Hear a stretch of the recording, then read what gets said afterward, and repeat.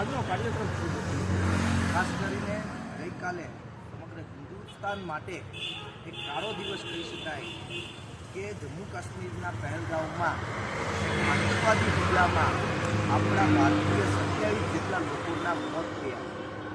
અવારનવાર આપણા દેશમાં આવા આતંકવાદી નાપાક ઇરાદાથી આવા હુમલાઓ કરે છે અને આપણા જે દેશના લોકો છે, જે માસૂમ લોકો છે, એના વારંવાર જીવ જાય છે. ત્યારે જે 27 લોકોના મૃત્યુ થયા છે તેના શ્રદ્ધાંજલિ સ્વરૂપે આજે રાજકોટના કાલાવડ રોડ કેન્દ્રીય વિદ્યાલયથી લઈ અને કેકે હોલ ચોક સુધી કેન્ડલ માર્ચથી અમે જે 27 લોકો જે મૃત્યુ પામ્યા છે તેને શ્રદ્ધાંજલિ આપવા માટેનો કાર્યક્રમ છે.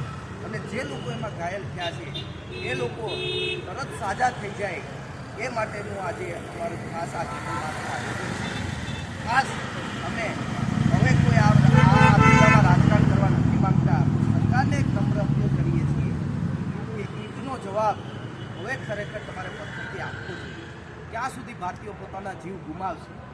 હું તો કહું, એણે આપણા 27 માર્યા છે તો આપણે દુશ્મનોના 2700 મારો, ત્યારે સાચી શ્રદ્ધાંજલિ આ ભારતીયોને મળશે એવું અમારું.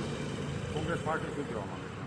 કોંગ્રેસ પાર્ટી એ સરકારની સાથે છે. જે પણ આતંકવાદી વિરુદ્ધ જે પણ કરવાનું થશે તેમાં સમગ્ર વિરોધ પક્ષ એ આ શાસક પક્ષની સાથે છે અને સાથે રહી અને આતંકવાદનો ખાત્મો કરવા માટેના પ્રયત્નો